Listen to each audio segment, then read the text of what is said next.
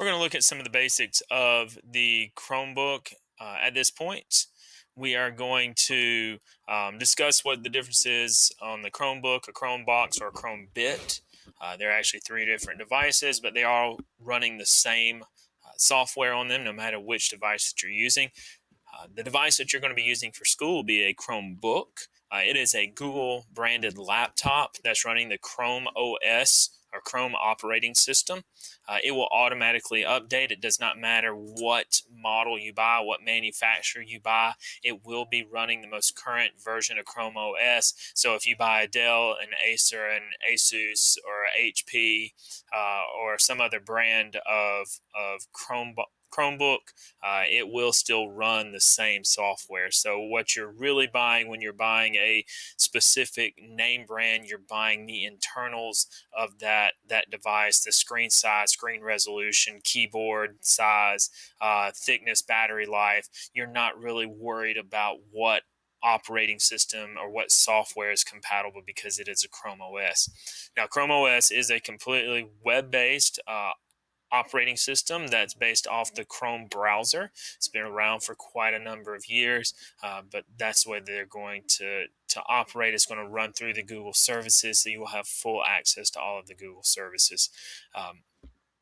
The difference between a Chromebook and a Chromebox is really what it sounds like. It's a box that does not have a screen. It doesn't have a keyboard, a mouse, or anything attached to it.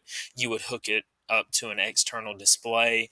You would hook it up to with an external keyboard and mouse. This is going to be something that you would utilize on a much larger screen for a dual screen purpose if you're wanting to run a dual screen.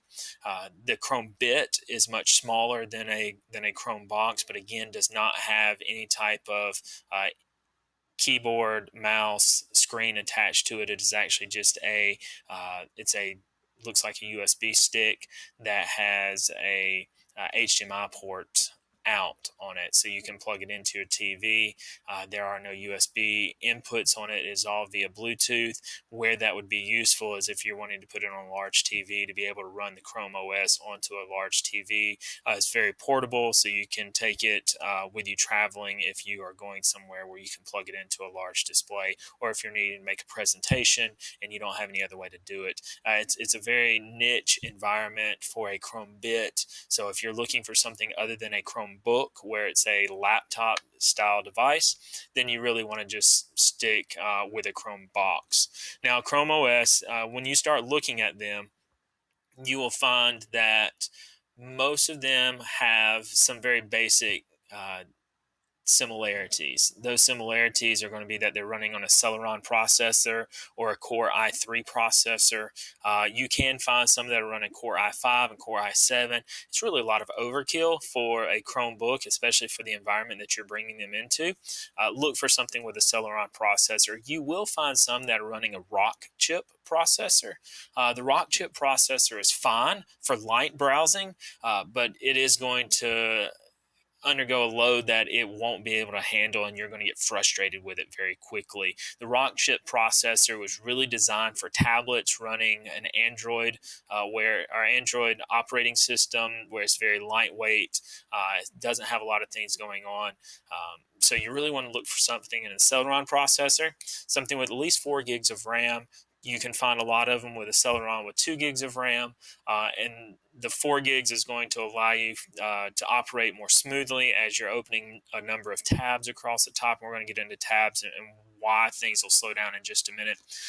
But some of the other things that you're going to see, you're going to see devices with either 16 or 32 gigs of storage space. Now, coming from the Windows world into a Chrome world, you're going to look at it and go 16 gigs. That's not a lot of storage space. And when I say storage space, in the Chromebook, you're going to have your app store just like you would onto any other device or onto a phone or a tablet. If you're running an iOS device, Apple iPhone, you're going to have all of your apps that are available there to you on the main screen. If you're running an Android device, then you know that you're going to be able to go into the App Store and get to your apps. Now, Chrome still runs on apps and extensions, and whenever you're trying to add software onto it. So your launcher is in the bottom left corner. You can move this somewhere else on the screen. You can have it auto hide if you want to, but this is going to give you the most recent applications that you have will be across the top, and then you can get into some additional applications here,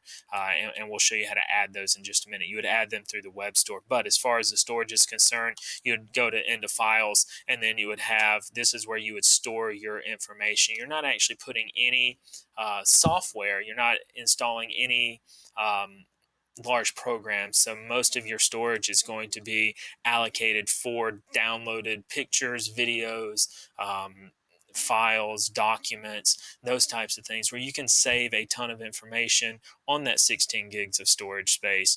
32 is fine, and most of them come now with expandable storage, so you can actually add an SD card up to 128 gigs if you really want to get that far into it.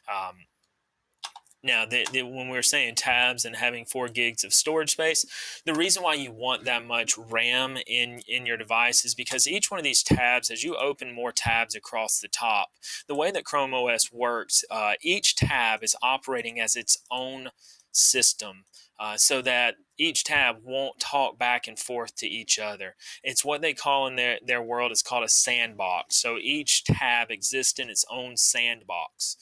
So whenever you're opening those, each one of those tabs operates independent of each other. So if you open up something and you've got 3 tabs that are open, and you've got a book on one and a document on another, and you've got a website that you frequently visit on another, and then you open another tab, you search for something, you open a website that's got some malicious software on it.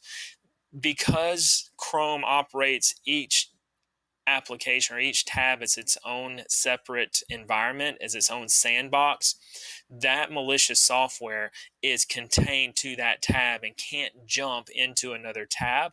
It also can't come down onto the machine unless you actually download, like click a download link, download it, and execute that file. Where it can become troublesome, if you have multiple tabs that are open, once you get to about 10 or 15 tabs, you're going to see things start getting very sluggish. The reason why is, if you look over here on the right side, these are the extensions that have been added onto this machine. You can keep adding more and more and more extensions. I've seen people having as many as 15, 20 extensions running on their device.